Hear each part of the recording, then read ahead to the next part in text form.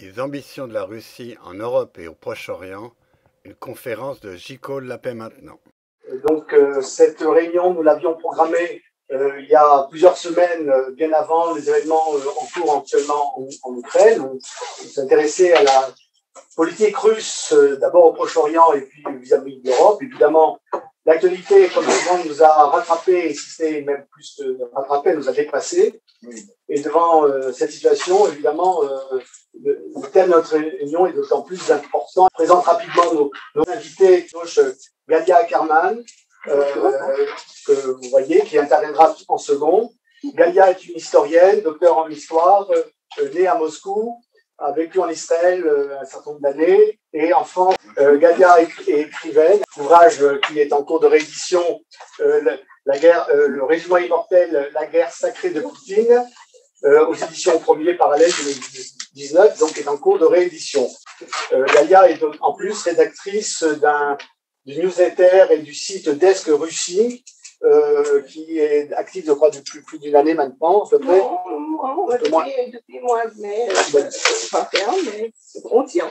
Bernard Guetta va intervenir en premier, le député européen sur la liste En Marche, ça s'appelle En Marche, je crois que ça s'appelle Connaissance à Bruxelles, écrivain, journaliste, ancien correspondant du Monde à un moment de la chute du mur, je crois, vous étiez à Moscou, d'après ce qui me semble. Voilà, oui. Donc, une bonne connaissance des pays de l'Est. Et évidemment, Bernard est aujourd'hui membre de la Commission des Affaires étrangères du Parlement européen. Tout de suite commencer cette soirée avec Bernard, à qui, je demanderai surtout de nous dire, indépendamment de l'analyse de la situation, le rôle qu'il voit que l'Europe doit et devrait jouer, joue déjà ou devrait jouer par rapport à cette situation dans laquelle nous sommes depuis le 24 février, depuis l'invasion russe de l'Ukraine. Puis ensuite, on reviendra avec Galia sur un peu l'historique qui a précédé ces événements. Donc, Bernard, je vous passe la parole. Merci encore. Ok. Eh bien, bonsoir tout le monde. Bonsoir tout le monde. Écoutez, je vais essayer, si vous en êtes d'accord, de développer mon propos autour de 3 points principaux qui sont, premièrement, l'évolution spectaculaire de l'Union européenne dans cette crise, vraiment spectaculaire, j'y viens tout de suite. Deuxièmement, ce que peut faire maintenant M. Poutine, ce n'est pas clair du tout et c'est de jour en jour plus inquiétant à mes yeux. Et troisièmement, ce que peut faire, et ce n'est pas clair non plus, la Chine dans cette crise. Alors, je commence par l'Union européenne. L'Union européenne, David vient de le rappeler, je ne suis député que depuis 2019, c'est le début de ma carrière politique, en quelque sorte. Avant, j'étais journaliste et pas du tout homme politique. J'arrive au Parlement en 2019 et à ma stupeur et à mon bonheur, je perçois très très rapidement, parce que c'était vraiment très perceptible, que grâce à M. Trump, le tabou sur l'idée d'une défense européenne commune était totalement tombé. Dans sa première campagne électorale, M. Trump avait dit un jour que si l'Estonie était attaquée, il n'avait pas précisé par qui, mais on se doutait bien que ce n'était pas par les Martiens, eh bien, avant de la défendre, on vérifierait si elle était à jour de ses cotisations à l'Alliance Atlantique. Ça avait fait l'effet d'une douche glacée sur tous les pays sortis du bloc soviétique et a fortiori de l'Union soviétique elle-même, une douche glacée également sur les pays les plus atlantistes de l'Union européenne. Et du jour où Trump a prononcé cette phrase, l'idée d'une défense commune européenne s'est imposée, n'était plus un tabou, alors qu'elle était jusque-là, ça a été un basculement spectaculaire, une idée française, uniquement française, totalement française et soutenue par personne d'autre. Là-dessus, il y a le Covid Et les Français persuadent, enfin, M. Macron persuade assez vite, très très vite, en fait, Mme Merkel, qu'il faut lancer un emprunt commun de l'Union européenne, chose jamais vue, pour lancer un plan de relance commun, chose jamais vue, et les deux, en 10 jours, convainquent l'ensemble des pays membres de l'Union européenne de se lancer dans cette aventure. Plus de tabou sur la défense, plus de tabou sur les emprunts communs, plus de tabou sur les investissements communs, plus très rapidement sur l'idée de politiques industrielles communes, notamment dans le domaine de la défense. Et là-dessus intervient la guerre d'Ukraine, ou plutôt M. Poutine entre en Ukraine. Et en quelques heures, littéralement en quelques heures, l'Union européenne se met d'accord sur des sanctions d'une ampleur jamais vue, puisque l'Union européenne va jusqu'à bloquer, de concert avec les États-Unis, mais enfin, l'Union européenne va jusqu'à bloquer les avoirs de la Banque centrale européenne. À côté de ça, les saisies des bateaux de luxe des milliardaires, c'est une plaisanterie. C'est une plaisanterie parce qu'en bloquant la Banque centrale de Russie, de soutenir le rouble qui dégringole d'une manière spectaculaire, Russie est au bord, c'est très simple, la Russie est au bord de la banqueroute si les finances chinoises ne viennent pas rapidement à son secours. L'Union européenne a changé de nature. L'Union européenne est devenue une union politique. Ça signifie qu'on va s'engueuler d'une manière phénoménale dans les mois et les années qui viennent, parce que nous abordons les domaines régaliens, les domaines les plus sensibles, les domaines les plus compliqués, que nous abordons des problèmes de concurrence industrielle, parce que dès qu'on va dire politique industrielle commune, on va dire oui, mais où est-ce qu'on place les usines, qui investit dans quoi, etc., etc. Mais levez-vous, orage désiré, parce que s'il n'y a pas d'orage désiré, c'est qu'on retombe dans le ronron des 15 dernières années, et s'il y a des orages, et il y aura des orages, c'est que la situation se débloque et qu'on entre vraiment dans une nouvelle Union européenne, en tout cas dans le 3e moment de la construction de l'unité européenne. Voilà pour l'Europe. La Russie maintenant. Au bout de 3 jours, il a été clair, de 2 jours et demi, il a été clair que M. Poutine avait politiquement perdu cette guerre. Pourquoi est-ce que je dis ça ? Parce que si il avait gagné, il aurait dû rentrer dans Kiev 24 heures après son armée, être accueilli en libérateur, applaudi, se faire remettre les clés de la ville par le Pétain qu'il aurait sorti de sa poche, et évidemment faire brûler en place publique le drogué nazi en la personne de M. Zelensky, l'admirable, l'incroyable, le stupéfiant président de l'Ukraine. Ce qui est encore plus étonnant, c'est qu'il est en train, apparemment, je ne veux pas parler trop vite, mais on dirait qu'il est en train de perdre militairement. Parce qu'au bout de quasiment 3 semaines d'offensive militaire, avec quand même 200 000 hommes, il est arrivé à prendre une ville moyenne. Une ville moyenne. C'est tout. Et la colonne de chars et de machins qui se dirige de 60 km, vous vous en souvenez, qui se dirige vers Kiev, eh ben elle se dirige toujours vers Kiev parce que pour l'instant, elle est embourbée. Elle n'a pas d'essence, les moteurs ne marchent pas, les paniers repas ne sont pas livrés aux soldats. Enfin, c'est une situation complètement invraisemblable, mais à laquelle personne ne comprend rien. Il y a toutes les hypothèses qui circulent. je ne crois pas aux plus fantaisistes sur les sabotages organisés par l'armée. Non, je crois tout simplement qu'il y a un immense bordel et une surestimation générale, y compris d'ailleurs par les états-majors occidentaux, des progrès qu'aurait fait faire M. Poutine à l'armée russe.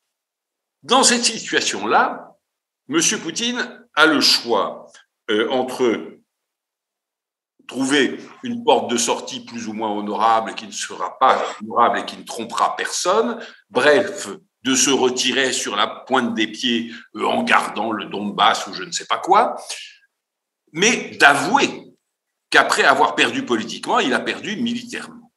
S'il fait ça, premièrement, ça blessera beaucoup son ego qui est assez surdimensionné, mais beaucoup plus grave que cela, ça donnera quelques idées à beaucoup de ses camarades de le jeter au crocodile parce que ce type, non seulement est un embarras, non seulement a envoyé la Russie dans le mur, non seulement aura ruiné l'économie russe, mais en plus est visiblement, on commence à le réaliser, puisqu'on est entre nous, un crétin, tout simplement un crétin. Ce type est un incapable. La deuxième hypothèse qui est nettement moins réjouissante, parce que la première, qu'on le jette au crocodile, franchement, moi, ça ne me ferait pas pleurer. La deuxième hypothèse, qui est beaucoup, beaucoup plus inquiétante, c'est qu'il choisisse la fuite en avant. La fuite en avant, c'est réservé à Kiev le sort qu'il avait réservé à Grozny en Tchétchénie et à Alep en Syrie, c'est-à-dire d'écraser la ville sous les bombes. S'il fait ça, je ne sais pas où ça le mène, parce que Kiev est quand même la Rome de l'orthodoxie russe. C'est là que la Russie a été baptisée il y a 1033 ans, enfin 1000 et quelques décennies. Concentration d'églises assez exceptionnelle. Enfin, ça la fout mal. Ça la fout mal, et en plus, faire ça en plein cœur de l'Europe, ce n'est pas, c'est horrible à dire, mais c'est un fait, ce n'est pas comme le faire en Syrie ou comme le faire en Tchétchénie. Ça passera beaucoup plus mal. S'il commence à faire ça, je ne serais pas du tout étonné que même les Allemands décident de ne plus acheter 1 mètre cube de gaz et 1 litre de pétrole.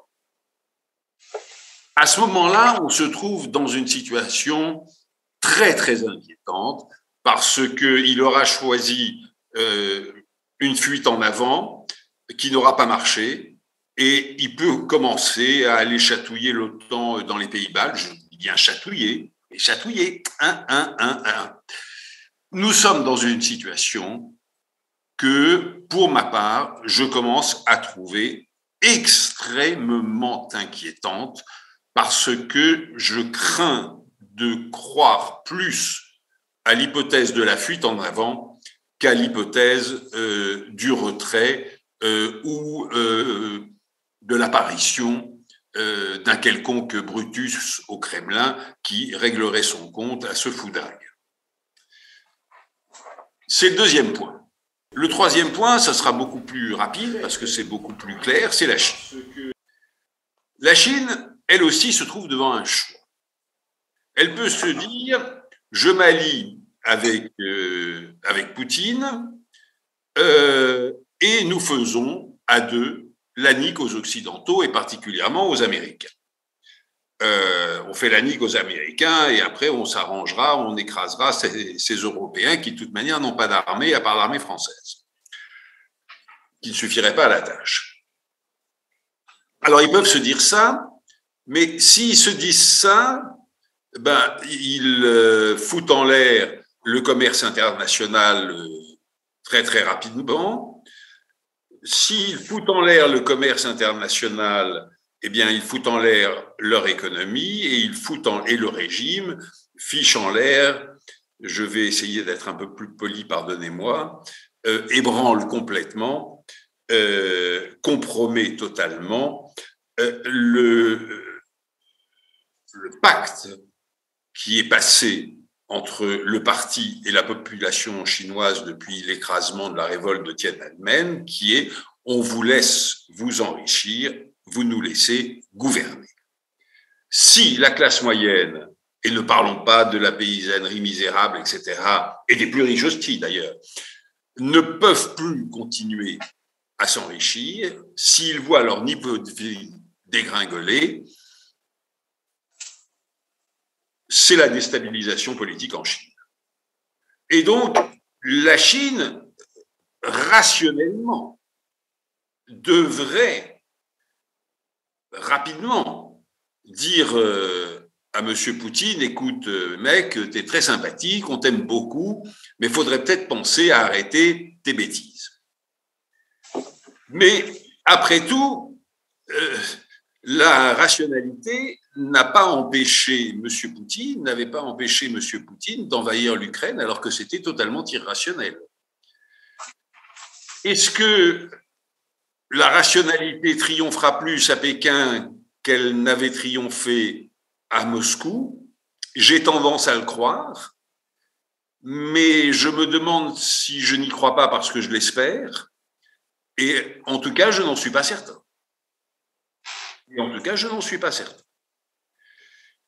Autant dire en 2 phrases de conclusion que nous pouvons avoir une divine surprise avec un Brutus demain matin et que nous pouvons aller vers des catastrophes que nous n'arrivons pas encore à concevoir.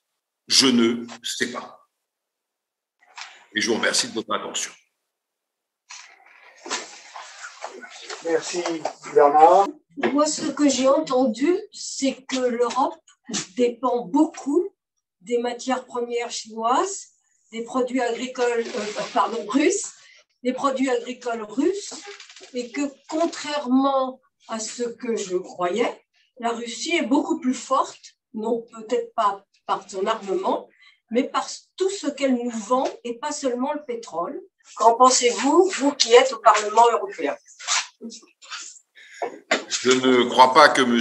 Poutine ait singulièrement développé l'industrie russe depuis qu'il est au pouvoir, c'est-à-dire depuis 22 ans.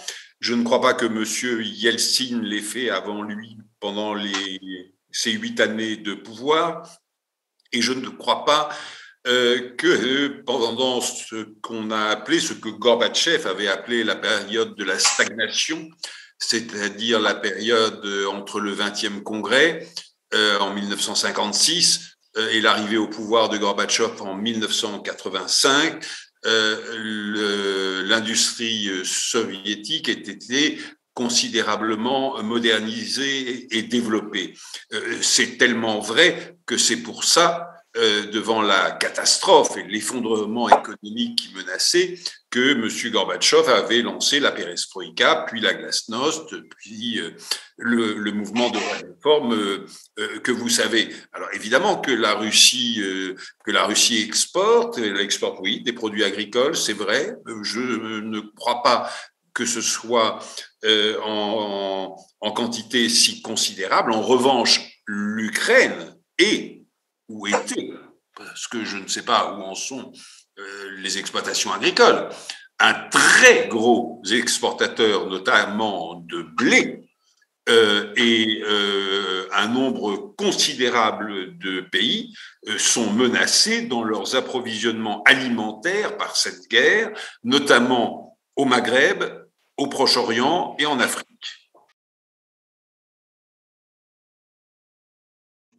Alors, la première question, j'y ai répondu tout à l'heure en vous disant que dans l'hypothèse de la fuite en avant, je n'excluais pas qu'il puisse aller. Je vous avais pas dit attaquer, mais chatouiller un pays de l'Alliance Atlantique, c'est-à-dire des incursions aériennes répétées, mais pas des bombardements, mais des incursions aériennes. Il en fait régulièrement depuis des années dans le ciel des pays baltes. Il en fait régulièrement depuis des années dans le ciel suédois des incursions aériennes.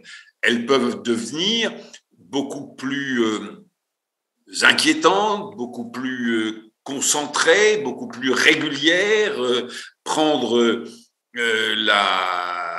le visage, l'apparence d'une provocation absolument délibérée qui mettrait l'OTAN devant un choix extrêmement difficile. Ne pas répondre à la provocation, comme le conseillait Lénine dans je ne sais plus lequel de ses livres, mais il disait ne répondez jamais à la provocation. Mais quand on ne répond pas à la provocation, ça peut être pris assez rapidement pour une preuve de faiblesse ou d'inquiétude, et ça, ce n'est jamais bon.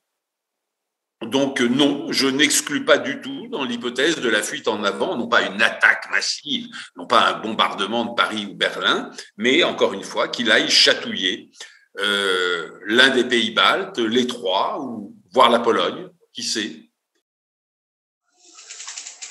À propos de la Chine,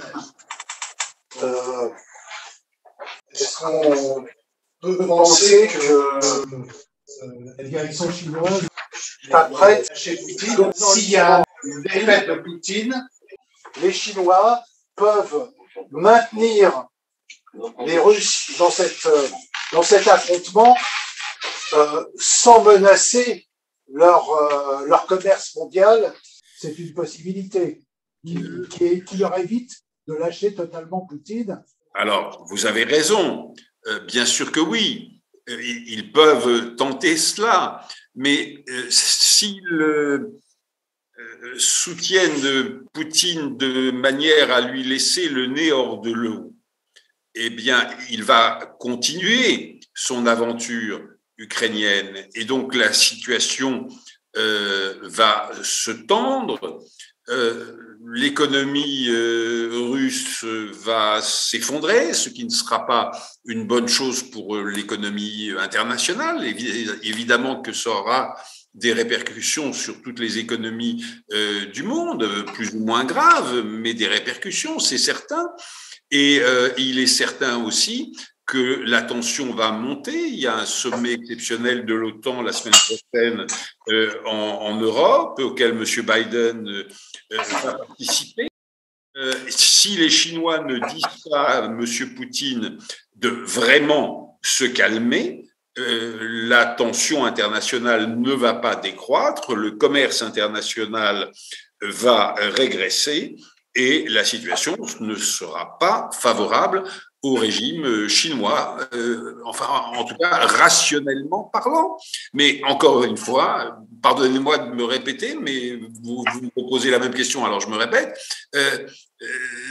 ils peuvent ne pas choisir la rationalité, ils peuvent choisir l'irrationalité en se disant, comme M. Poutine se l'est dit il y a 3 semaines, que les États-Unis sont très divisés, qu'ils ont un vieux président gâteux, que les Européens de toute manière sont divisés, qu'ils n'ont pas d'armée, etc., et que c'est le moment d'y aller.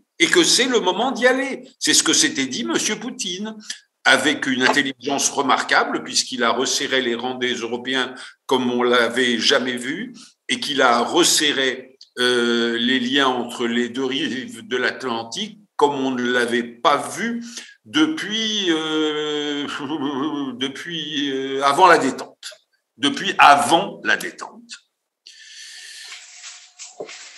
2 dernières questions. Oui. Vous, puis on passera. Puis il y a encore une question dans la salle, celles qui m'ont été communiquées en tout cas. Peut-on penser qu'il puisse y avoir une désobéissance, soit de soldats ou dans l'état-major russe d'intervention? Et puis, autre question, les Allemands ont certes augmenté maintenant leur budget militaire, mais semble-t-il qu'ils s'orientent vers l'achat d'avions américains et non pas d'avions qui sont aujourd'hui utilisés majoritairement en Europe par les troupes françaises ou espagnoles.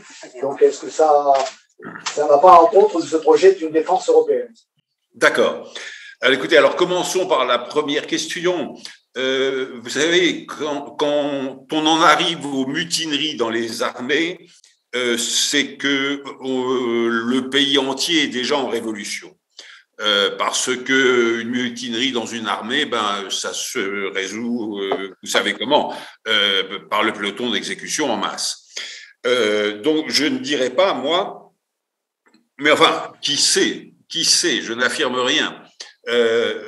Mon sentiment, n'est pas qu'on puisse assister rapidement à une mutinerie significative, en tout cas dans l'armée russe.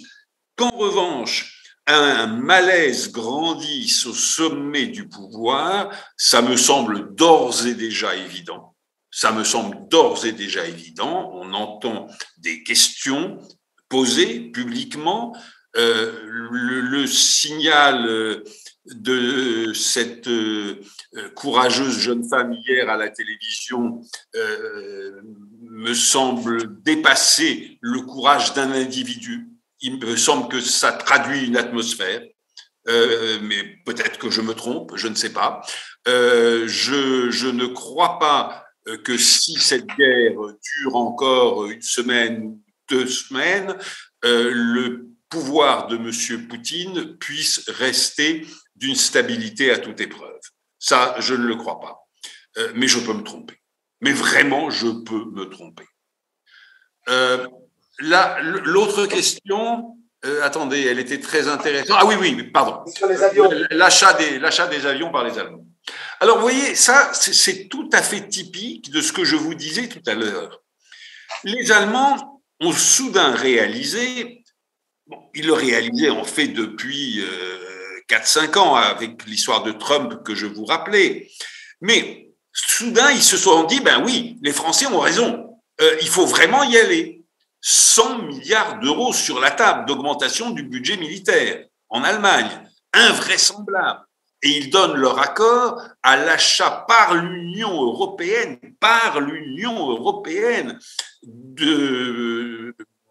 d'armes qui sont en train d'être livrées à l'armée ukrainienne. Donc, un changement radical de l'attitude des Allemands vis-à-vis de la défense européenne. Simplement,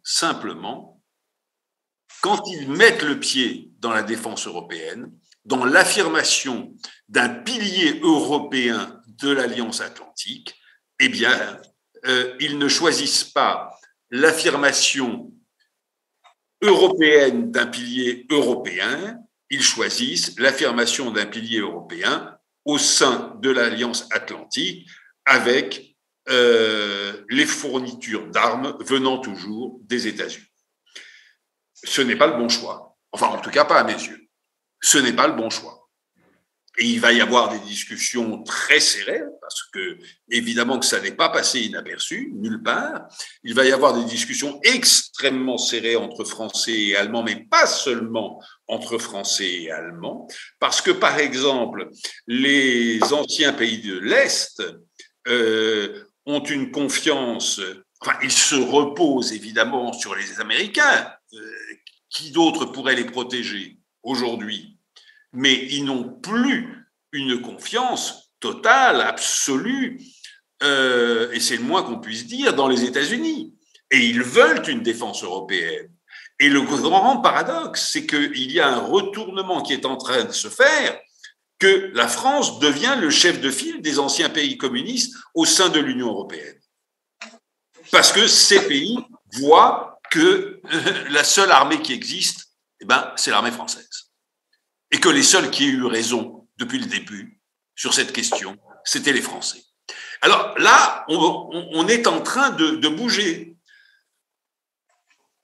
Dernier point, ils achètent, les Allemands, des avions américains, ils n'ont pas dit qu'ils allaient acheter tous leurs avions aux États-Unis. Ils ne l'ont pas dit. Ils ne l'ont pas dit. Et il n'est pas du tout prouvé qu'ils veuillent le faire. Attendons de voir. Et attendons de voir les négociations qui vont s'ouvrir, qui sont déjà ouvertes. Les négociations, les discussions battent leur plein entre alliés européens. Et le sommet de l'OTAN la semaine prochaine va, de ce point de vue, être extrêmement intéressant et important. On a souvent entendu dire que la Chine avait un marché intérieur insuffisant pour répondre à l'offre qu'elle est capable de mettre sur le marché. Oui. Alors, oui, ils peuvent soutenir politiquement et verbalement Poutine, ils peuvent aussi aller dans l'irrationalité totale, simplement ce serait un virage à 180 degrés, parce que les routes de la soie, j'avoue que je ne comprends pas grand-chose, enfin c'est quand même l'ouverture commerciale pour répondre, en élargissant leur marché, à un besoin d'une économie qui n'a pas à l'intérieur les débouchés nécessaires à son développement. Alors, l'irrationalité dans l'histoire nous a montré que c'était possible, mais en l'occurrence, ça voudrait dire un tel changement de paradigme de leur société que ça semble difficilement envisageable comme ça du jour au lendemain. Donc, bon, est-ce que vous pensez qu'ils peuvent aller jusqu'à finalement de dire, parce que j'ai retenu cette expression, c'est le moment d'y aller, on leur rentre dedans et passer d'une perspective de développement économique et de couverture de plus en plus large du marché mondial à une situation de guerre totale, finalement. Mais surtout, monsieur, je suis exactement comme vous. Je me pose exactement la même question et dans les mêmes termes. Et je n'ai pas la réponse. Et personne n'a la réponse. Et la diplomatie américaine et la Maison-Blanche s'interrogent beaucoup et n'ont pas la réponse sur les intentions des Chinois, et probablement parce que M. Xi Jinping n'a pas fait son choix. Probablement qu'il continue d'observer en se disant mais après tout, Poutine peut peut-être redresser la situation, foutre une baffe aux Américains, gagner la partie, et auquel cas on pourrait s'allier avec un type très fort, non pas du tout pour déclencher la guerre mondiale, mais pour imposer nos conditions politiques, commerciales, éventuellement taïwanaises même, aux Américains. Nous ne savons pas. Nous sommes dans un moment. C'est terrible à dire, mais c'est terrible à dire parce que j'ai peur d'exagérer, mais malheureusement, je ne crois pas exagérer. Nous sommes dans un moment de basculement complet sur tous les fronts. Et on ne sait pas où on va. Et on ne sait pas où on va. En tout cas, moi, je vous dis humblement que je ne sais pas où nous allons. Merci Bernard. Voilà, merci à vous de votre invitation. Je vais demander surtout de revenir un peu sur l'historique. C'est-à-dire que les 30 ans le mur de Berlin est tombé en 89, 30 ans. Poutine est au pouvoir depuis une vingtaine d'années. 22 ans. 22 ans. À l'époque où il est arrivé au pouvoir, la Russie, sur le plan économique, sur le plan militaire, n'était plus du tout une puissance. Il y avait des problèmes sur tous les plans de gestion, de pouvoir très affaibli. Et 22 ans après, la Russie est devenue une puissance nucléaire élevée, maintenant une puissance économique avec les exportations de gaz et de pétrole, en fait, qui permettent de remplir les caisses de l'État russe, essentiellement, et puis une puissance militaire. Une puissance militaire que les Russes ont exercée depuis un certain nombre d'années, à la fois sur des théâtres européens et des théâtres au Moyen-Orient, en Syrie, et maintenant ils sont présents via l'armée Wagner en Afrique. Donc, une question, comment on est arrivé là, comment les Russes, en 22 ans, comment Poutine a reconstruit cette puissance et quelles sont ses ambitions? C'est une question à la fois simple et compliquée. Je pense que je ne vais pas vous raconter tout ce qui s'est passé en 22 ans. Nous allons peut-être prendre un fil assez simple, à savoir, est-ce que Poutine a toujours eu le projet qu'il est en train de réaliser maintenant ou non? Personnellement, je crois que, en fait, il réalise un plan qui a été conçu pratiquement dès son arrivée au pouvoir, probablement avec l'aide d'autres personnes qui sont restées dans l'ombre, mais qui ont échafaudé des projets avec lui. Donc, Poutine arrive au pouvoir, on peut dire presque par hasard, à la fin de 1999, quand Yeltsin le présente comme son successeur à la télévision. Et en fait, d'emblée, il commence, encore en tant que Premier ministre, par la violence. cette violence, c'est la deuxième guerre de Tchétchénie. Et je pense que c'est très intéressant de rappeler le pourquoi de cette guerre. Vous savez que la Tchétchénie était, elle est toujours, une république autonome au sein de la Russie, de la Fédération de Russie, ce qui veut dire que selon la constitution soviétique et aussi selon la constitution russe, elle n'a pas droit de faire la sécession. Donc, la Tchétchénie proclame unilatéralement son indépendance en 1990, à la fin de la période soviétique, et elle la met en œuvre dès la fin réellement du pouvoir soviétique. 3 ans plus tard, Yeltsin l'attaque parce qu'il s'agit de récupérer l'intégrité territoriale de la Fédération de Russie. Donc, d'un point de vue du pouvoir, légitime. Cette guerre rencontre une très grande résistance dans la société qui, en fait, s'en fout un tout petit peu, pour beaucoup, en tout cas, de ne pas avoir cette petite Tchétchénie au sein de la Fédération de Russie. Et donc, la bataille de l'opinion publique dans la première guerre tchétchène est perdue. Ensuite arrive Poutine, qui déclenche une deuxième guerre de Tchétchénie. Parallèlement, il s'empare très rapidement des principaux médias télévisés, qui appartenaient d'ailleurs à 2 oligarques juifs que vous connaissez peut-être par nom, en tout cas Berezovsky, tout le monde connaît, et le deuxième c'était Vladimir Goussinsky, qui était le premier président du Congrès juif russe. Donc, après les chaînes télévisées, la prise de contrôle des chaînes télévisées et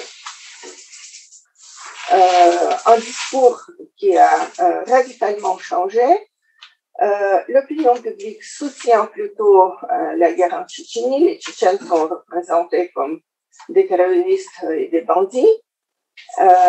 Il y en avait parmi eux, mais bon, on ne va pas rentrer dans tout ça.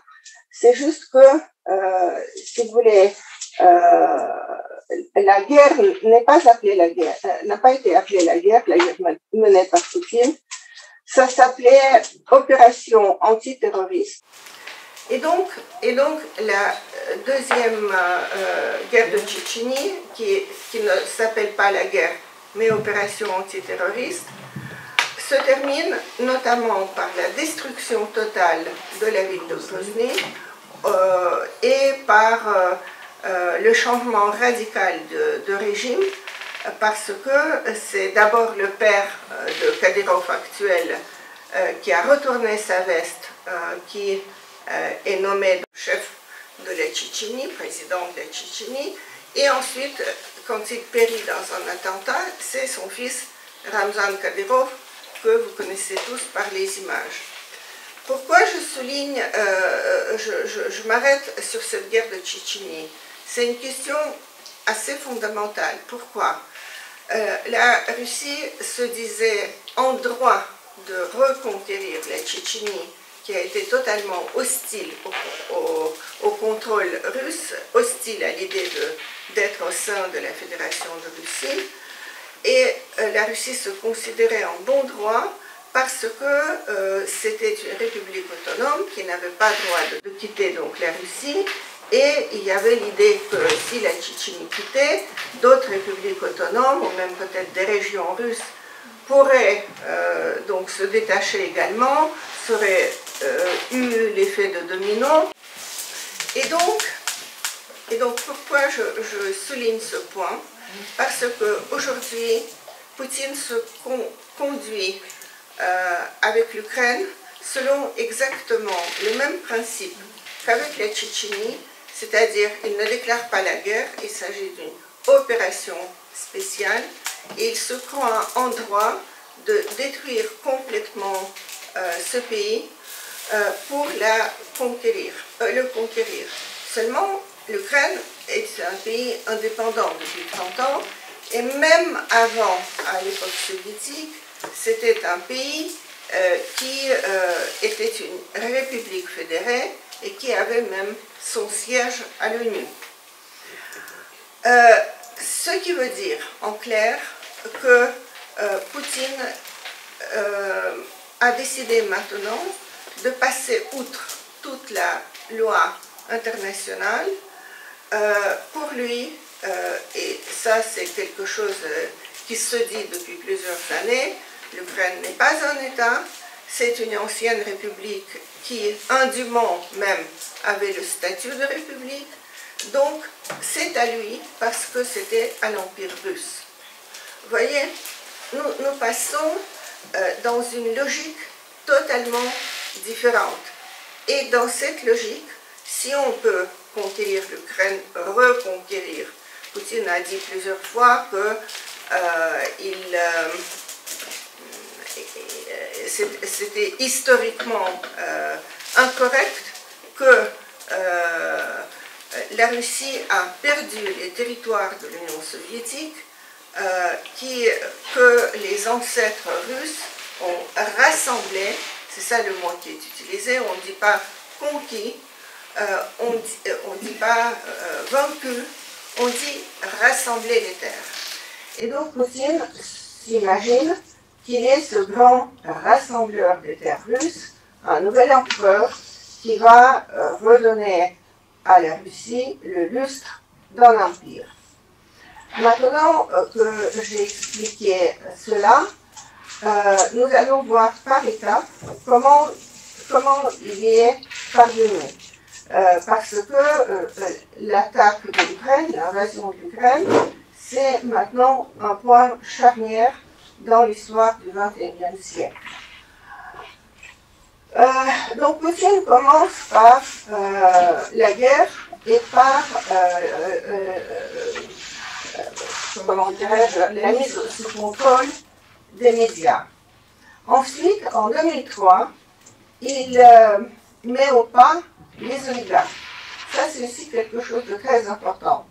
Parce que sous Yeltsin, les oligarques qui ont été des nouveaux riches très frais, qui ont obtenu leur richesse grâce à des privatisations totalement grotesques de ce qui appartenait à l'État soviétique, les grandes industries, etc., les banques. Donc les oligarques jouaient réellement un rôle politique, ce qui correspond à la définition de l'oligarchie. L'oligarque, ce n'est pas simplement une grande fortune. L'oligarque, c'est quelqu'un qui joue également, grâce à cette fortune, un rôle politique, finance des partis, possède des médias, etc. Donc, en 2003, Poutine fait un procès, vous avez tous entendu parler de Mikhail Khodorkovsky, qui était l'homme le plus riche de la Russie et qui a écopé de 10 ans de prison. Depuis, les oligarques, en fait, ne devraient même pas s'appeler oligarques. Ce sont tout simplement des gens très riches et certains anciens oligarques sont partis. Poutine a su a permis de s'enrichir un certain nombre de ses anciens copains en s'entourant d'une petite clique de gens extrêmement riches qui tous fonctionnaient selon le même schéma. Je vous donne, moi Poutine, je vous donne, disons, un contrat extrêmement profitable et vous me repayez une partie, une sorte de discours, ou alors vous faites ce que je vous dis de faire. Par exemple, le fameux palais qui a été montré dans le film de Navalny, c'était deux oligarques et leurs sociétés qui ont payé sa construction et qui payent son entretien. Donc, après les oligarques, on a déjà un paysage changé. Cependant, Poutine n'essaie pas encore de passer pour quelqu'un qui enfreint complètement les lois. Il arrive à la fin de son deuxième mandat et il cède le pouvoir, vous vous souvenez ce fameux jeu de chaises musicales, il cède son pouvoir à Medvedev tout en restant aux commandes. Il est Premier ministre. En 2008, Poutine fait sa première excursion à l'étranger, si l'on peut dire. Il attaque la Géorgie. Là aussi, le scénario ressemble un peu à ce que nous voyons aujourd'hui en Ukraine, parce que la Russie mène les manœuvres très importantes de l'autre côté de la chaîne du Caucase, et il y a un grand tunnel qui s'appelle Rocky, qui relie donc ces deux territoires, les deux côtés du Caucase, le Ossétie du Nord et le Ossétie du Sud. Les Ossètes indépendantistes font quelques provocations, il y a des tirs. L'Ossétie crie au génocide et demande de l'aide, et les troupes russes qui, comme par hasard, se trouvent juste à l'autre côté du tunnel, arrivent en Géorgie et en quelques jours, ils sont à 30 km de Tbilissi. À l'époque, formellement, c'était Medvedev, mais Poutine ensuite a reconnu que, bien sûr, c'était un scénario échafaudé depuis un moment et que l'autre émanait de lui. L'Occident ne réagit pas. Saakachvili, le président géorgien à l'époque, pensait que les Américains allaient se manifester, qu'ils allaient répliquer, envoyer des navires dans la mer Noire. Il ne s'est produit strictement rien. Et donc, la Russie a, on peut dire, occupé ou aidé à occuper 20% du territoire géorgien. La prochaine opération a lieu en 2014. Comme vous savez, là on s'approche déjà plus de l'actualité. Comme vous savez, en 2013, fin 2013, le président de l'Ukraine, Yanukovych, refuse au dernier moment de signer l'accord de coopération avec l'Europe. Le peuple ukrainien est indigné, les gens sortent dans la rue et peu à peu se forme ce qu'on a appelé Maïdan. En fait, Maïdan, c'est le nom de la place centrale de Kiev, mais moi j'y étais 3 fois pendant tout ce mouvement.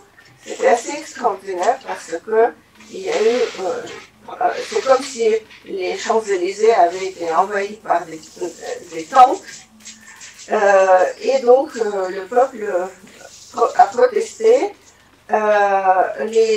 La propagande russe à la télévision russe était déchaînée et ils appelaient tout le temps au meurtre, pratiquement, qu'il faut fusiller tous ces manifestants, c'est-à-dire le modèle était Tiananmen. Finalement, Yanukovych décide de disperser et des snipers posés sur les toits tirent sur les manifestants.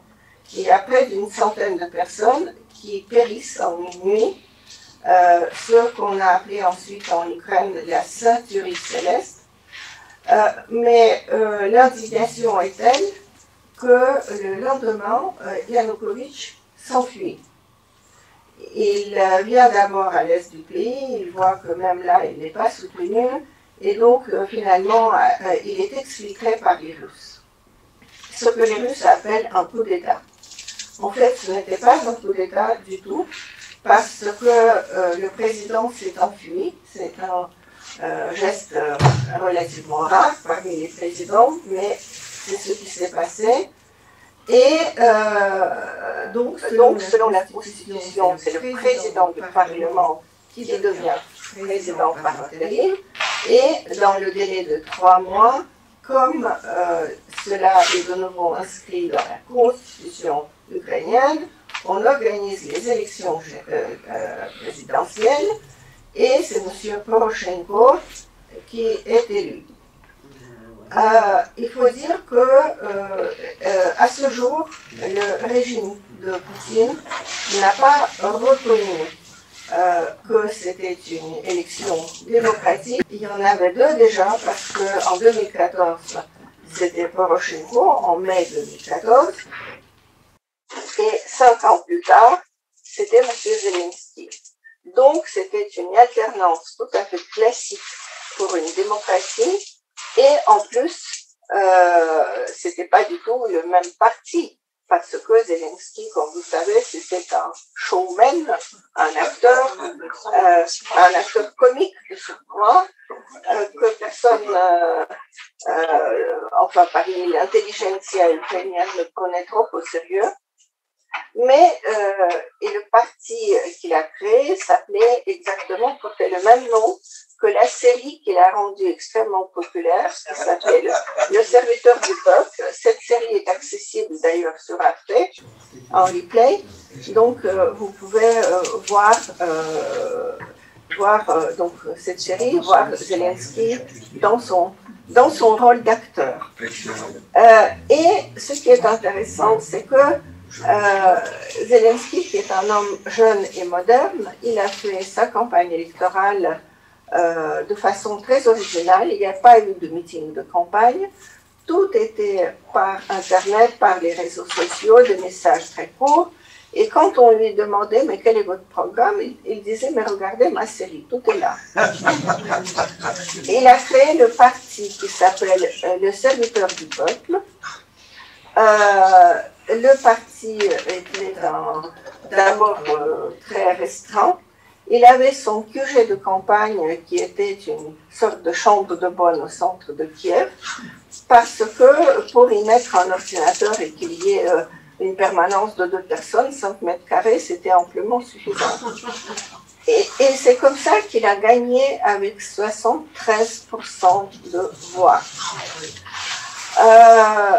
Donc, les Russes, le régime, la propagande du régime, les chaînes de télé officielles, les médias et tout, ils pensaient que l'Ukraine allait très rapidement s'écrouler. Qu'avec un clown pareil, elle était condamnée, l'Ukraine. Donc ça, c'était le grand discours. Entre-temps, après la défaite pas la défaite, mais enfin le succès assez relatif en Géorgie, qui a montré, bien sûr que les Russes ont gagné, on peut dire, parce que la Géorgie, par rapport à la Russie, avec ses 3 millions d'habitants, c'est un mouchoir de poche. Mais les soldats ont quand même vaillamment résisté, notamment dans la petite Géorgie, et l'état-major russe a compris, le ministre de la Défense, qu'il fallait faire une grande réforme de l'armée. Et donc, à partir de 2009, l'armée se professionnalise, la structure de l'armée est réformée, il y a moins de conscrits, il y a plus de contractuels, et Poutine met en branle le complexe militaro-industriel qui était à moitié au chômage pendant les années Eltsine et même les premières années de Poutine, pour produire les nouveaux armements. Il y a des instituts de recherche qui travaillent, et donc il y a peu à peu des armes assez redoutables qui ont été inventées.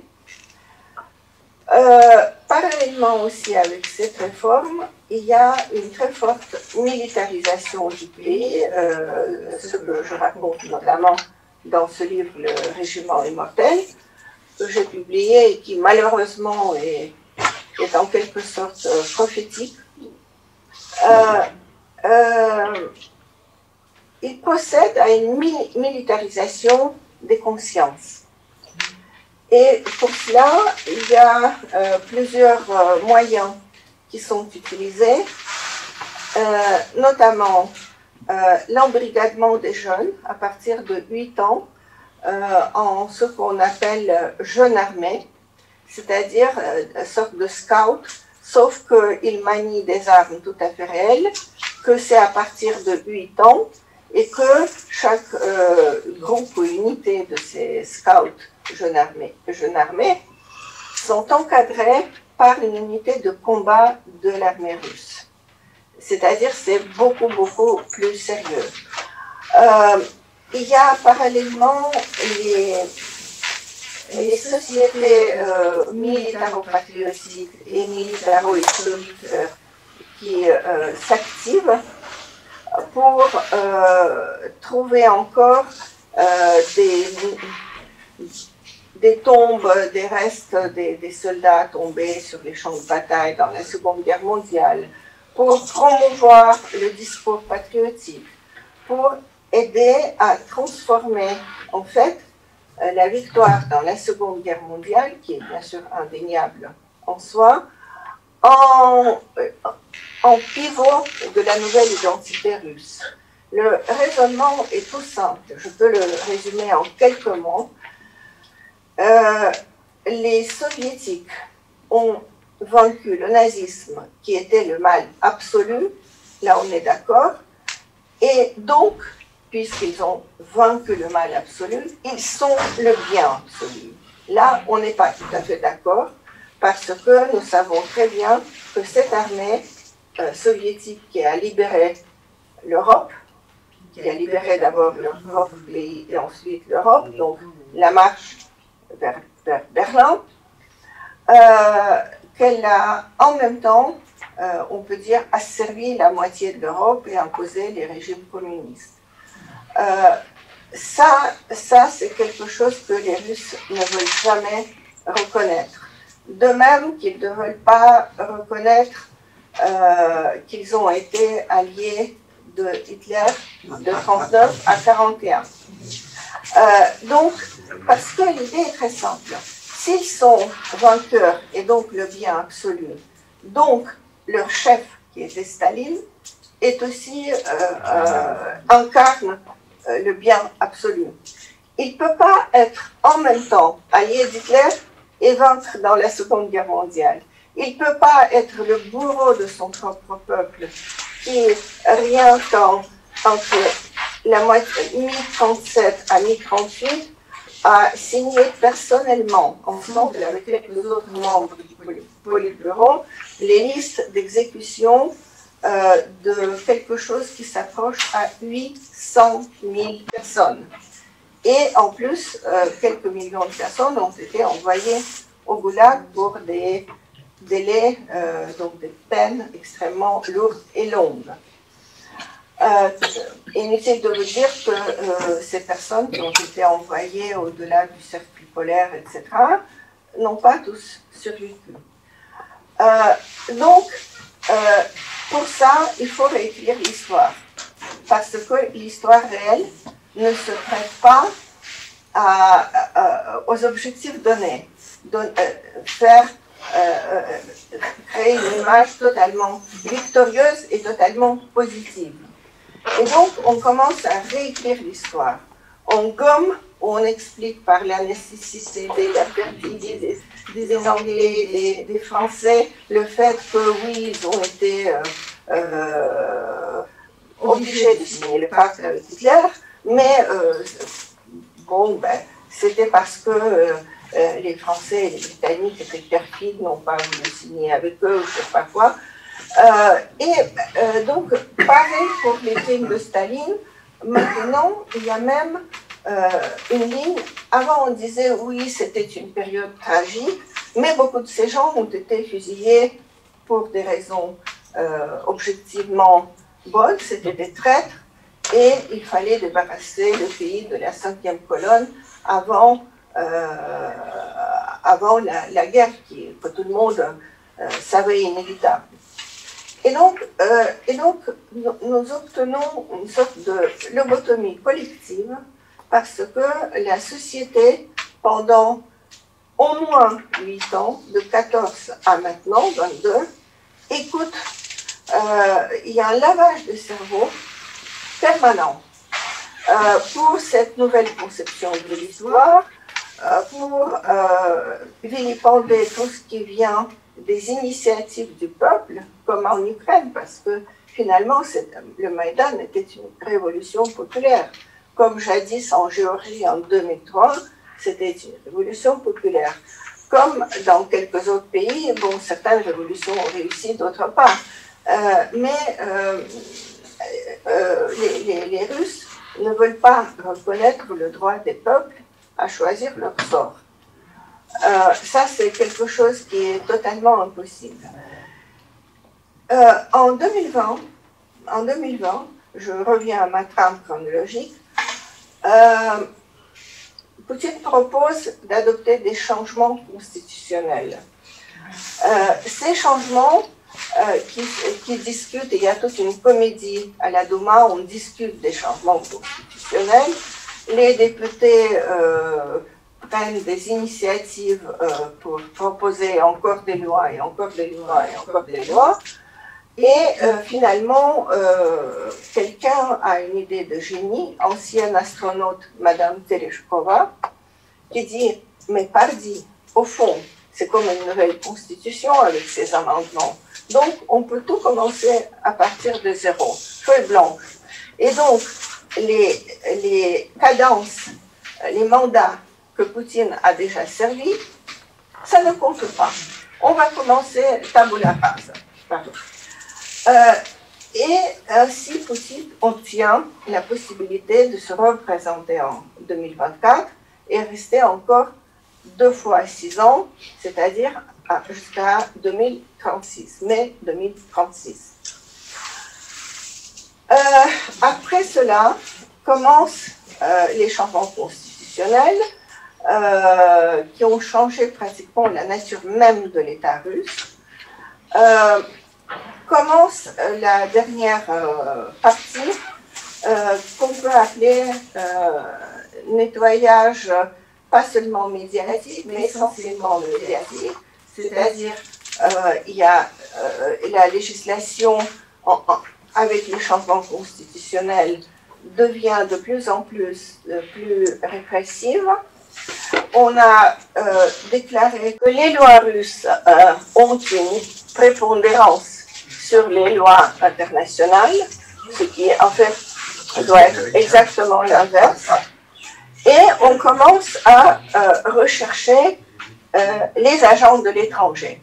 C'est-à-dire, la notion existait depuis 2013, mais là, tout est activé.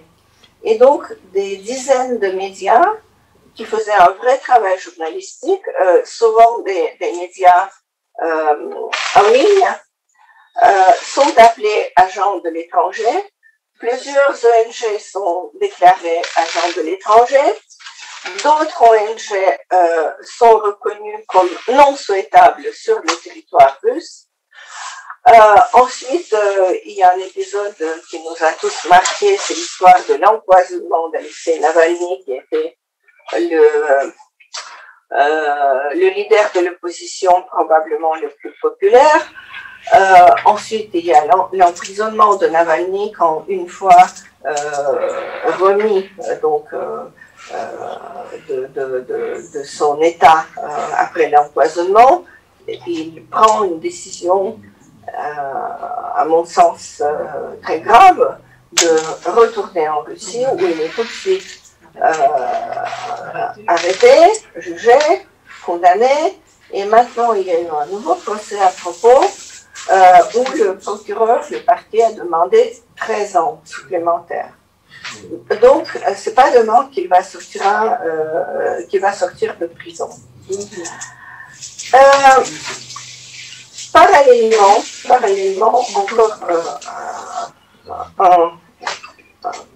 je dirais encore un point important, parallèlement avec tout ça, donc persécution des opposants et fermeture de divers ONG et médias, il y a une sorte d'hystérie militaire qui s'empare, qui est propagée par les médias gouvernementaux.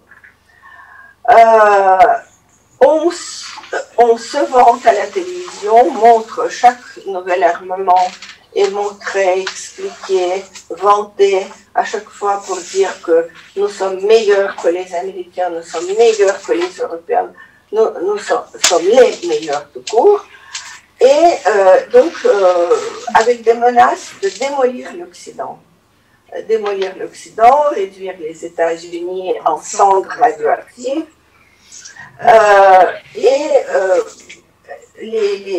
Le discours public est une sorte d'inévitabilité de la guerre. On l'explique.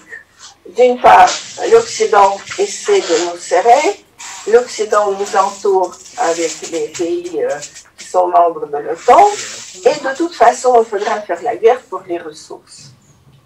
Voilà à peu près les topos qui se discutent, et donc, en quelque sorte, la guerre est intériorisée avant de la commencer pour de vrai. Nous arrivons maintenant, vous voyez un peu le tableau, nous arrivons maintenant au stade de déclenchement de cette guerre.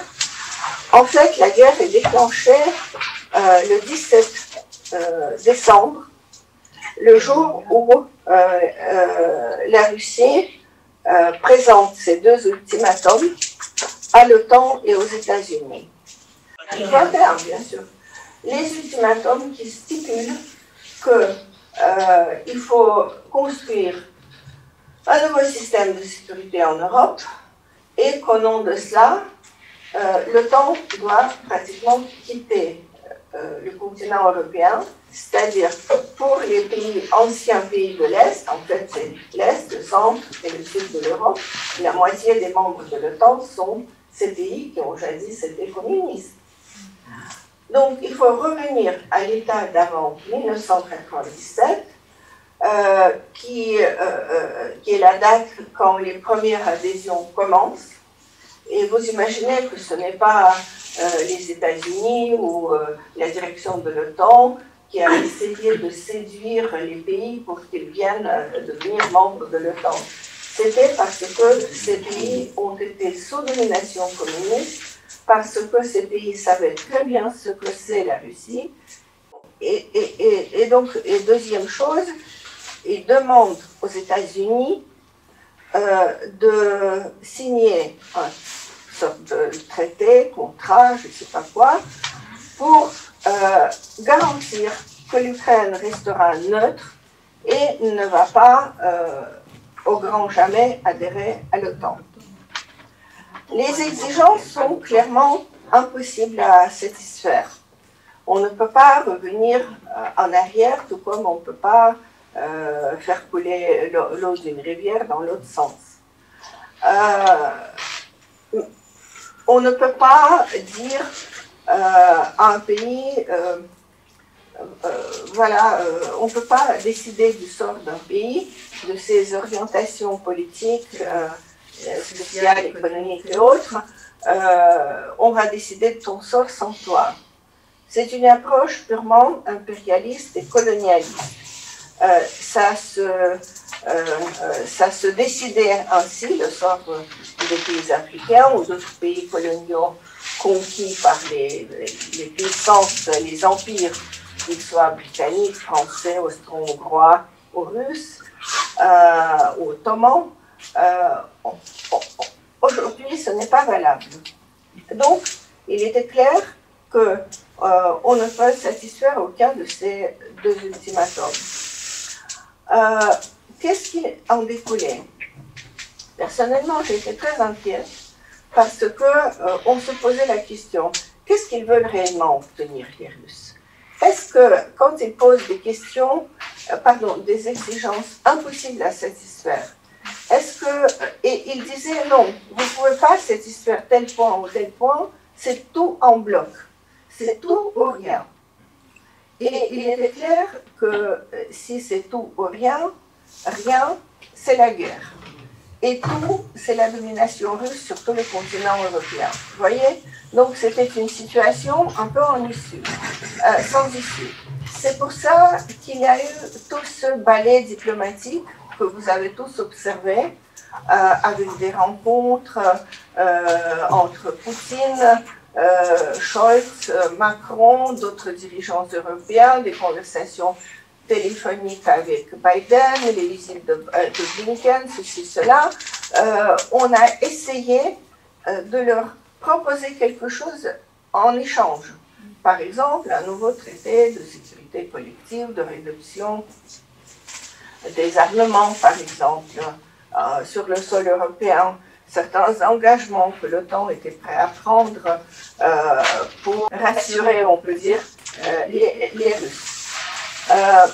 Mais je pense qu'à ce moment-là, quand ces ultimatums ont été lancés, il était tout à fait clair dans la tête de Poutine que ce serait la guerre.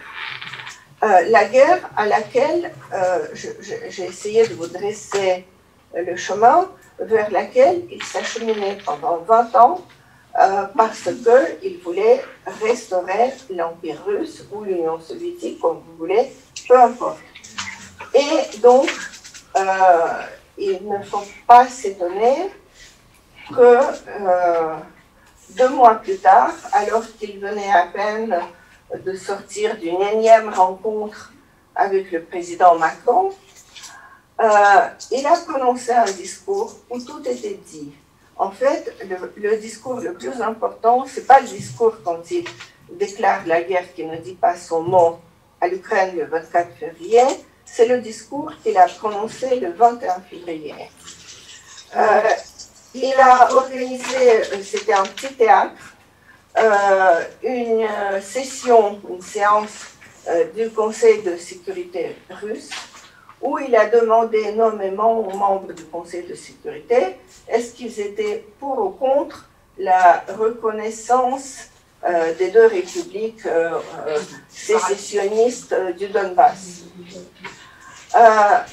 Une fois que les membres du Conseil, certains tremblants, ont accepté, il est sorti, la séance a été filmée, ce qui généralement se fait à huis clos, là c'était juste du théâtre, et Poutine a prononcé son discours à la nation qui comportait en fait 3 parties.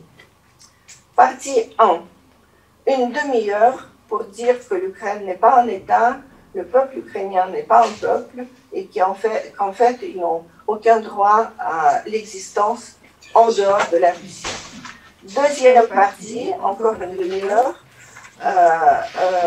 avec une sorte de haine froide dans les yeux, rage contenue, il a prononcé le discours contre l'Occident et l'OTAN. Et ensuite, il y avait une petite partie, encore 2 minutes, où il a dit c'est pour ça que à cause de toutes ces considérations, que la Russie reconnaît légalement l'existence des républiques du Donbass et va signer avec elles des traités d'amitié. Et ensuite, plus tard, il a déclaré que ce serait non pas dans leurs frontières actuelles, au moment où il parlait, parce qu'ils occupaient, les 2 républiques sécessionnistes, un tiers du Donbass. Mais eux, dans leur soi-disant constitution, ils ont écrit que leurs frontières temporairement occupées par l'Ukraine donc aller jusqu'au confort des régions administratives telles qu'ils ont été définies à l'époque soviétique. Et une fois qu'il a prononcé ce discours, les 2 présidents de ces républiques étaient déjà dans la salle à côté. Les traités ont été déjà prêts. Donc, c'était bien sûr juste une comédie qu'il a demandé l'avis des membres du Conseil. Tout avait été déjà décidé, réglé, etc. 5 minutes plus tard, les traités ont été signés. Et 2 jours plus tard, Poutine déclarait l'opération spéciale, qui en réalité est une guerre sans merci,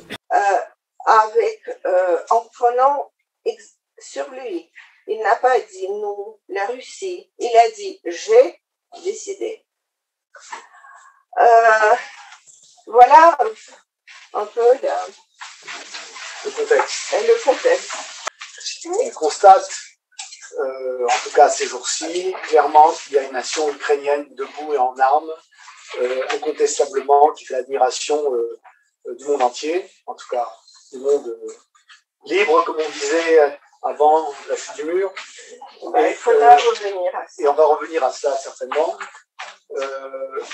Dans quelle mesure, en fonction de ce que vous connaissez de l'Ukraine, de ses capacités à la fois militaires et économiques et humaines, cette nation peut tenir face à une armée russe? Est-ce qu'on a les ressources? Et combien de temps?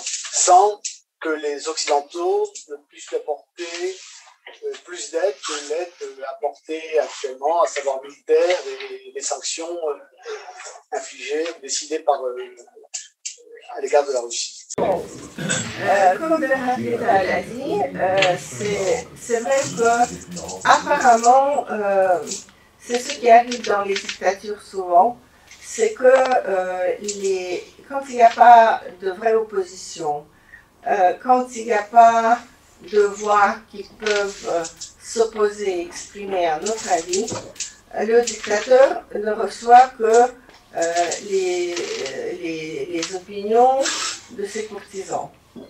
Et ces courtisans lui racontent probablement ce qu'il a envie d'entendre. Poutine est un homme seul. Il voit régulièrement très peu de gens. Les chefs de ses divers services secrets,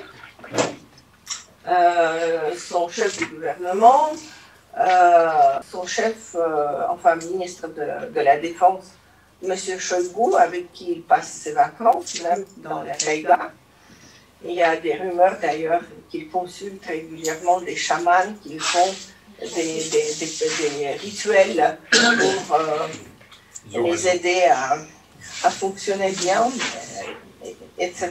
Mais bon, apparemment ce n'est pas suffisant.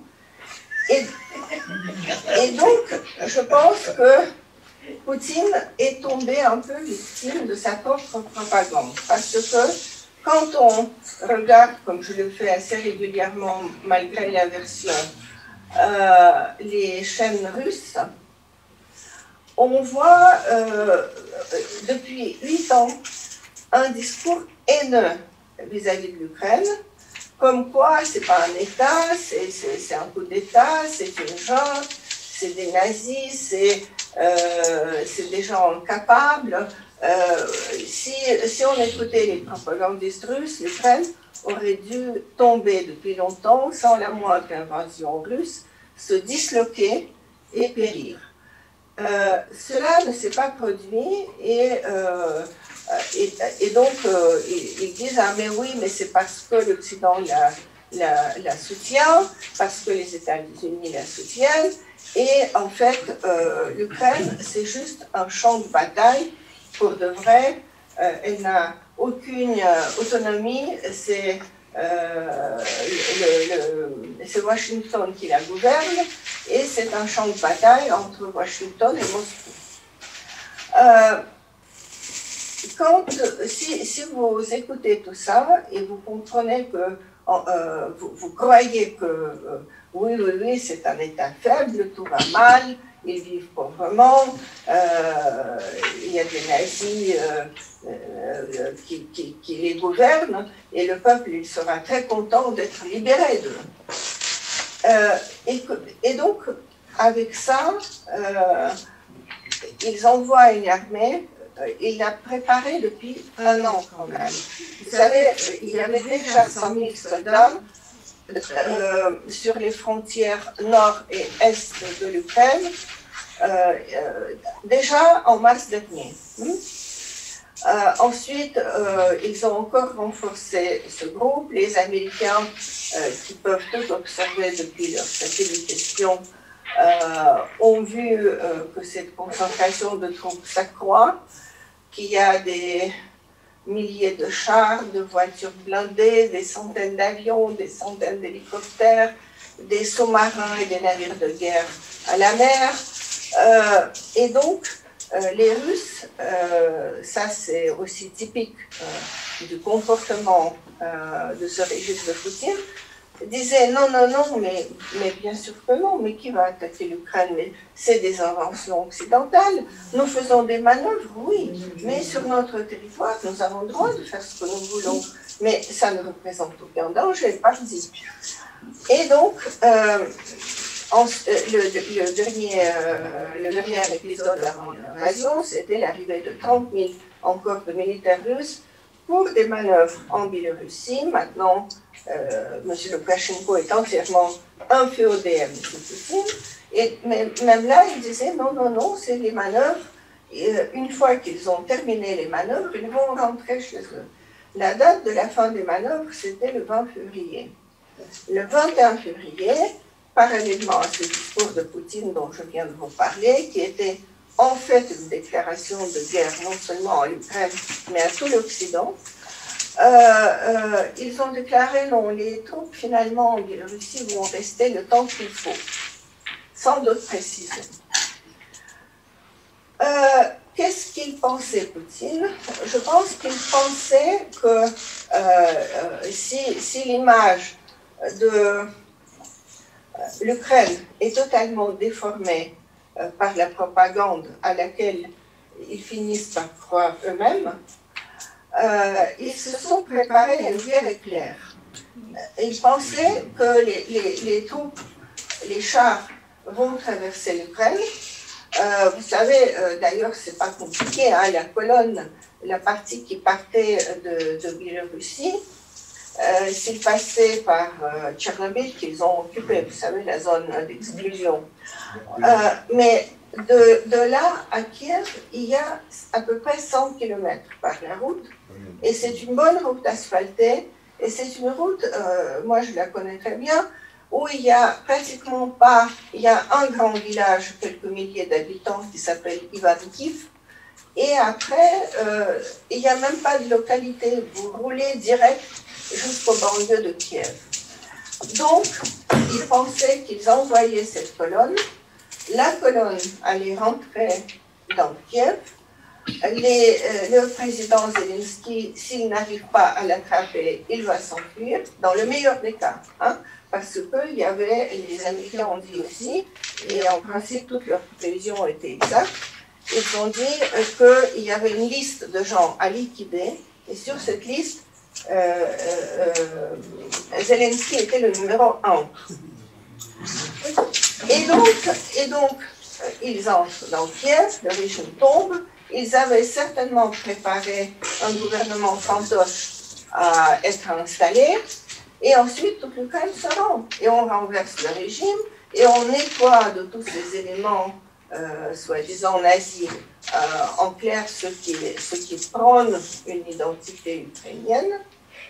Et l'État est enféodé. On fait de l'ordre. On le met sous notre contrôle russe. Qu'est-ce qui s'est passé? C'est passé quelque chose d'assez extraordinaire. C'est que les Ukrainiens se sont très bien organisés. Les Ukrainiens se battent pour chaque localité et pour chaque maison. Ils ont reçu de l'aide occidentale, mais malheureusement, l'Occident n'a pas pu remplir l'exigence principale des Ukrainiens, c'est non-fly zone, c'est-à-dire l'impossibilité pour des avions russes de survoler l'Ukraine et de lâcher des bombes, parce que le plus grand dommage est provoqué par ces bombes. Sur le sol, comme aussi donc Bernard Lita a dit, ils sont embourbés.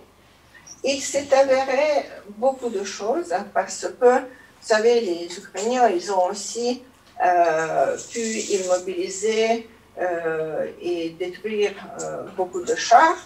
Eh bien, dans les chars immobilisés qu'ils ont pu inspecter, les équipements antérieurs étaient extrêmement vétustes, y compris, par exemple, ils ont trouvé un char où il n'y avait même plus de siège, c'était une caisse de légumes, pour légumes, à la place du siège, vous voyez. il n'y a pas de ravitaillement. Ce sont des vieux chars qui consomment énormément de fuel. Pour 500 km, 1,5 tonne de fuel. Vous prenez 1000 chars donc pour faire le chemin, surtout de l'Est vers quelque part, il leur faut une quantité astronomique de fuel. Or, tout a été conçu pour une guerre éclair.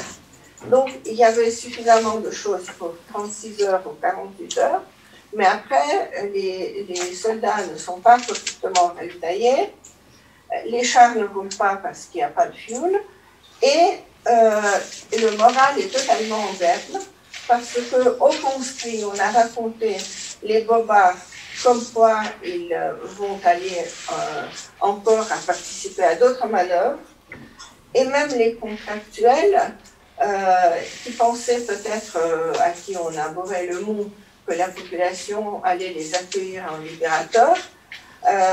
Vous savez, il y a des petites affichettes qui sont collées à peu près partout. Soldats russes, excusez-moi, va te faire niquer. Voilà. Et donc, même dans les villes comme Kherson, qui a été bombardée et qui est la seule ville à avoir été réellement prise conquise par les Russes, il y a tous les jours des manifestations d'Ukrainiens restants qui clament leur allégeance à l'Ukraine. Il n'y a pas de différence entre les russophones et les ukrainophones. C'est une seule nation qui résiste à l'occupation. Et très franchement, moi, je ne sais pas qu'est-ce qui risque de se produire.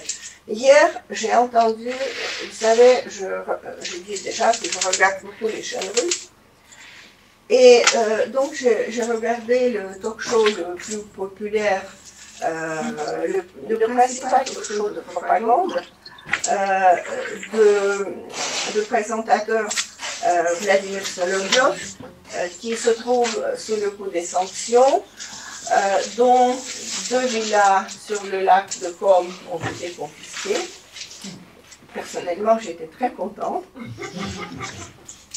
Et donc, il a invité des experts.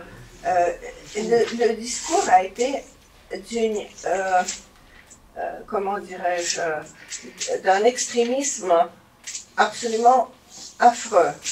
Parce que d'une part, ils disaient, les militaires disaient, non, tout se déroule selon le plan. Nos soldats, peu à peu, avancent. Il faut donner du temps au temps. Mais nous allons occuper toute l'Ukraine, y compris Lvov, Lviv, toute l'Ukraine. Parce que c'est comme une hydre. Si vous laissez même une toute petite tête à cette hydre, elle va renaître et d'autres têtes vont pousser. Et donc, nous n'allons pas extirper cette saloperie, niechist en russe. Ensuite, quelqu'un d'autre qui disait, oui, on ne doit pas avoir des états d'âme, c'est comme les cafards, quand il y a des cafards, on fait pchit, pchit, pchit. Ouais. Et donc, vous voyez, ils sont dans le délire total. Et est-ce que ça signifie que Poutine est dans le même délire et qu'il va, comme Bernard Guetta le pense, que ça va être une fuite en avant? Cela me semble possible. En même temps, il y a des experts militaires, notamment britanniques, qui pensent que si les Ukrainiens tiennent encore une dizaine de jours, les Russes seront obligés de reculer parce qu'ils auront épuisé leurs réserves. En fait, cette armée super moderne s'est avérée en partie un gag. Parce qu'ils ont probablement une certaine quantité de soldats très entraînés, d'armements très modernes, etc. Mais cela signifie aussi que le corps de l'armée n'a pas été vraiment réformé. que les tanks n'ont pas été toutes remplacés par des chars très modernes et neufs, que les Ukrainiens qui n'ont que des javelins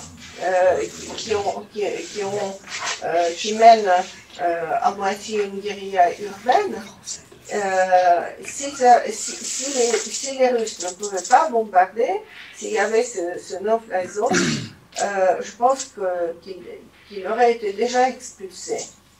Et maintenant, il y a des conséquences assez incroyables parce que Poutine a déclaré qu'ils allaient envoyer en Ukraine des volontaires syriens. Je ne suis pas sûre qu'ils sont tout à fait volontaires, mais ils sont syriens. Tout à fait syriens. Peut-être syriens, pourquoi pas, des Hezbollah, que sais-je. Ensuite, Kadyrov a envoyé un certain nombre de Tchétchènes de sa garde nationale, qui sont tout simplement des assassins professionnels. Et d'un autre côté, il y a des groupes, des anciens de forces spéciales israéliennes, d'origine ukrainienne, peut-être aussi russe, je ne sais pas, qui sont partis en Ukraine pour se battre du côté ukrainien. Et donc, on va avoir un conflit proche-oriental transporté dans les steppes de l'Ukraine, parce que les uns vont se battre pour l'Ukraine et les autres vont se battre pour la Russie. Qu'est-ce que tout cela va donner? Moi non plus, je ne sais pas, parce qu'on n'a pas la boule de cristal. Il est évident que Poutine a perdu sa guerre, même s'il arrive à... Vous savez, hier, j'ai une autre invitation où on m'a demandé qu'est-ce qui se passe si on tue Zelensky, parce qu'il y a quand même le projet de l'assassiner, et lui, très malheureusement et courageusement, il reste à Kiev. Et moi, ce que j'ai dit, c'est que, vous savez, les Ukrainiens, à la différence des Russes, ne sont pas du tout une nation paternaliste. Ils n'attendent pas que quelqu'un leur dise ce qu'il faut faire. Ils savent s'organiser. Et ça, c'est quelque chose d'assez incroyable. Moi, je l'ai vu sur le Maïdan. Il n'y avait pas d'État derrière Maïdan. C'était une auto-organisation qui, pendant plusieurs mois, a parfaitement bien fonctionné. Moi, je dis, vous savez, normalement, si jamais on tue Zelensky, il y aura le président du Parlement qui prendra sa place. Si même on liquide toute la classe dirigeante, les gens vont résister dans chaque endroit, dans chaque ville et dans chaque village. Parce que maintenant, les relations entre frères, bon, vous savez, vous connaissez tous l'histoire d'Abel et de Caïn, ça arrive que les frères se brouillent très sérieusement. Et donc, je pense que ça va être comme, par exemple, en Ukraine occidentale. Vous savez, elle a été reconquise par Staline, première fois conquise en 1939-1940 en vertu du pacte Molotov-Ribbentrop, ensuite reconquise en 1944. Il y avait une résistance armée, partisane, pendant 12 ans. Et en ces 12 ans, ces groupes de partisans ont quand même tué 30 000 militaires, surtout des membres du NKVD et des dirigeants communistes locaux. C'est un peuple qui sait s'organiser et sait se battre. Et je pense que maintenant, l'Ukraine vit bien sûr les heures extrêmement sombres et dramatiques. Aujourd'hui, Zelensky a déclaré qu'il y a déjà 98 enfants tués dans les bombardements. Il y a eu des convois des convois d'évacuation sur lesquels on a tiré. Il y a des histoires très tragiques qui se produisent, mais même dans ces villes assiégées, dans ces villes où maintenant l'alimentation commence à être le problème, ou le froid, parce qu'il n'y a plus de chauffage, bien sûr, les gens résistent et s'organisent. Et ça, c'est quelque chose qui peut servir d'exemple à tous les Européens, à tous les gens qui aiment la liberté. Voilà. Pourquoi cela concerne Israël et quel est le rôle de Bennett dans les négociations? Est-ce qu'il y a vraiment eu, parce qu'il a rencontré Poutine, il y a des conversations téléphoniques avec Zelensky et avec Poutine depuis. Est-ce qu'on peut imaginer une intervention israélienne de médiation? De plus, Israël est une situation un peu compliquée parce que sur le front nord, il se trouve en fait face aux Russes qui sont présents en Syrie. Et les Russes en Syrie sont les alliés objectifs des Israéliens, puisqu'ils laissent les Israéliens bombarder régulièrement les Iraniens qui se trouvent en Syrie.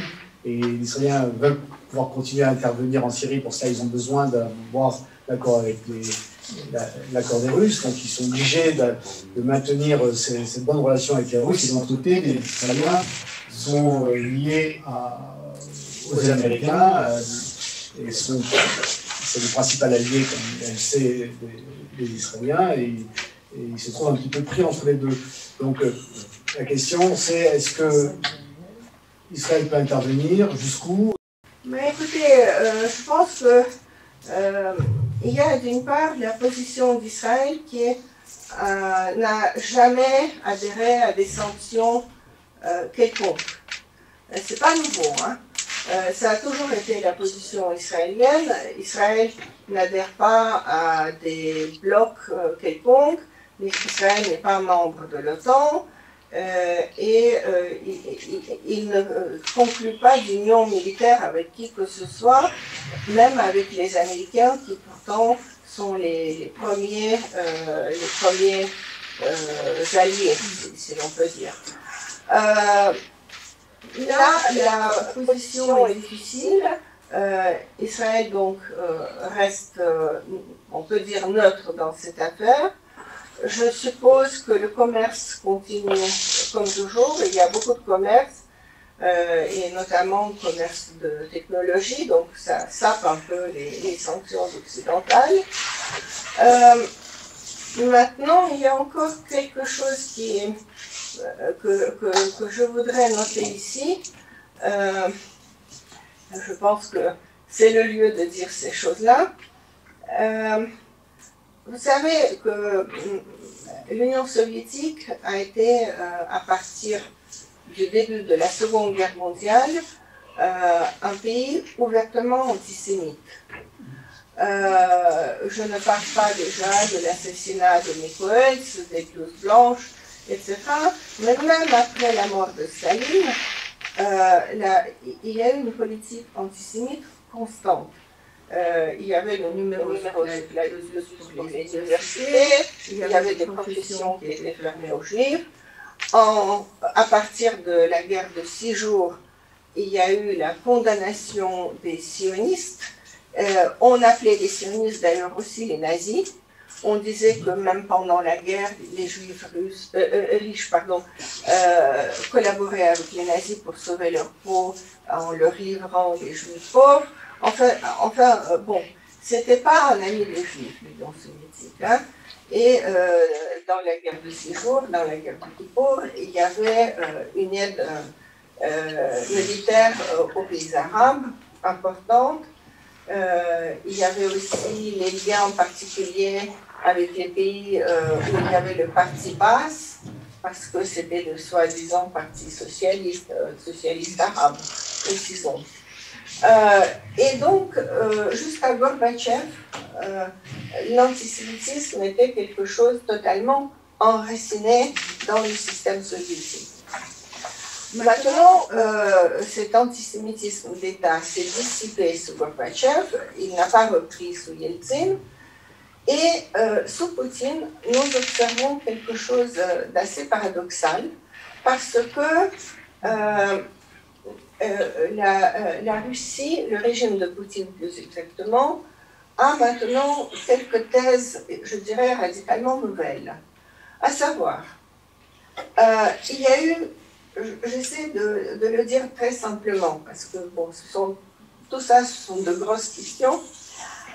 il y a eu deux holocaustes dans la Seconde Guerre mondiale et pas un que nous connaissons tous.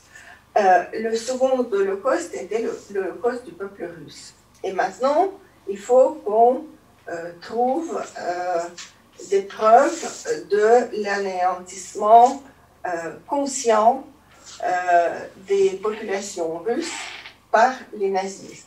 Donc, c'est quelque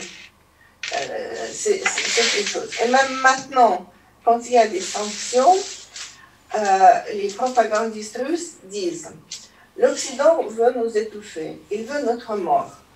Nous sommes les nouveaux juifs, nous, les Russes. On veut nous exterminer. » Et donc, dans ce discours, c'est une sorte d'antisémitisme, je dirais, à l'envers. Parce que, vous savez, l'antisémitisme, ce n'est pas seulement la haine du juif, c'est aussi le mythe de la puissance juive. C'est-à-dire, ça, c'est l'idée des protocoles des sages de Sion. On dit, voilà, les Juifs, ils veulent contrôler le monde. Ils ont un gouvernement secret, un gouvernement mondial, même s'ils ne l'ont pas formellement, c'est des liens informels. Et donc, j'ai l'impression que Poutine est dans ce délire de l'antisémitisme à l'envers, c'est-à-dire, il pense, voilà, les Juifs sont très puissants, si je les mets de mon côté, ça pourrait m'aider. D'où l'attention très particulière payée aux Juifs russes en Israël, qui sont, comme vous savez, plus d'1 million, d'où une amitié très particulière avec Netanyahou. Et maintenant, bon, les relations avec Bennett ne me semblent pas aussi chaleureuses qu'avec Netanyahou. Là, c'était quelque chose de personnel parce que ils avaient aussi quelques traits communs, on peut dire. Il y avait une sympathie naturelle. Pour, en quelque sorte, s'emparer d'Israël, il y a un vrai travail là aussi, d'une tentative de réécriture de l'histoire qui est très répandue en Russie, comme je l'ai exposé, mais qui a lieu aussi en Israël. Par exemple, bon, je vous demande, nous connaissons quand même tous un peu l'histoire. S'il y a un lieu sur le globe où l'armée soviétique, pendant la guerre, la Seconde Guerre mondiale, n'a pas été présente, n'a rien libéré, n'a rien combattu, c'est quand même le Proche Moyen-Orient, dont le territoire de la Palestine, aujourd'hui Israël. Pourquoi est-ce qu'il faut installer, par exemple, et inaugurer, Poutine l'a inauguré, je crois, en personne, le monument au blocus de Leningrad, qui est aujourd'hui installé à Jérusalem. Ah bon? Oui, bien sûr. C'est pas le blocus de Leningrad, bien sûr, il y avait des juifs à Leningrad, un certain nombre en tout cas, puisque les hommes ont été essentiellement mobilisés, mais bien sûr il y avait des vieux, des femmes, des enfants. Mais ce n'était pas le blocus de Leningrad contre les juifs, c'était le blocus pour que ce ville tombe. Pourquoi il faut spécialement commémorer ça en Israël?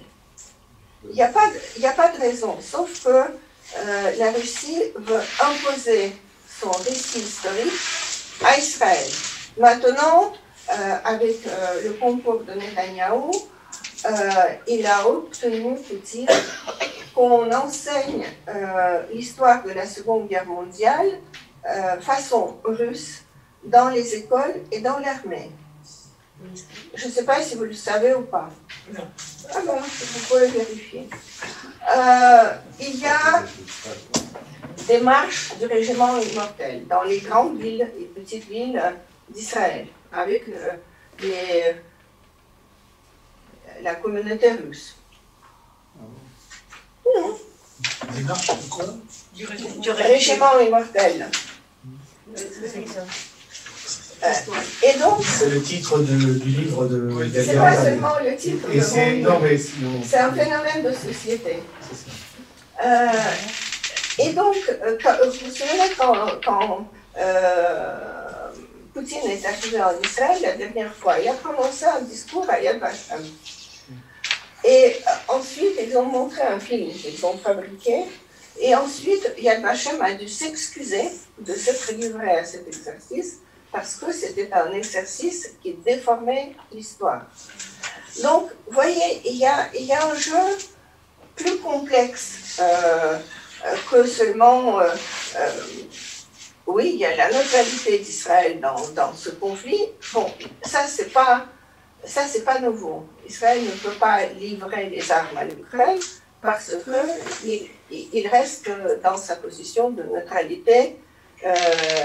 Il ne peut pas agir contre la Russie pour des raisons pratiques.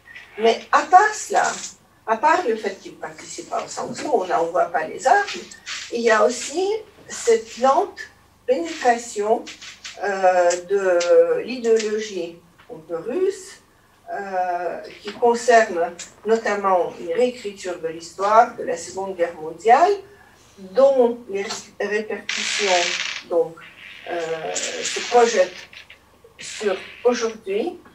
Et ça, c'est quelque chose que je n'ai pas spécialement étudié, mais que je constate, disons. Voilà, peut-être il faut creuser un peu plus, d'accord.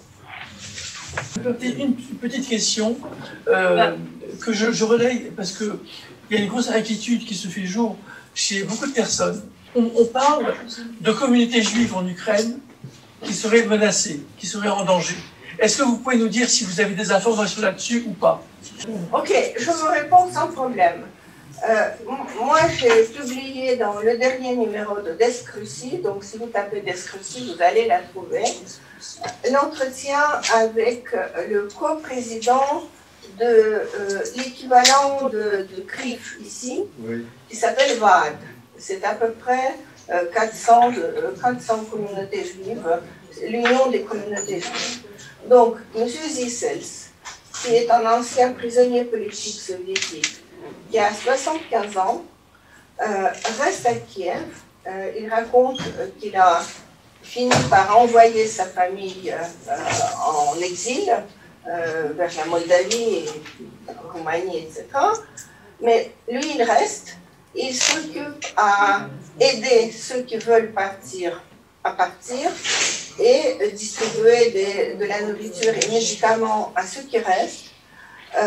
Une grande partie, il me dit qu'il y a à peu près au moins 90% de la communauté juive qui reste toujours. Et ils sont aussi menacés que tout le peuple de l'Ukraine. C'est-à-dire qu'il n'y a pas particulièrement de problème juif. Tous les Ukrainiens, dont les Ukrainiens d'origine religion juive, tous les Ukrainiens aujourd'hui sont menacés. Ça s'appelle la guerre. Voilà. Merci, madame. Très bien. Donc, merci, je pense qu'on a tous pu à la fois apprécier les deux interventions qui se complètent et il est certain qu'on va suivre avec l'inquiétude des jours prochains, en espérant que les Ukrainiens pourront tenir encore suffisamment de temps et bonsoir.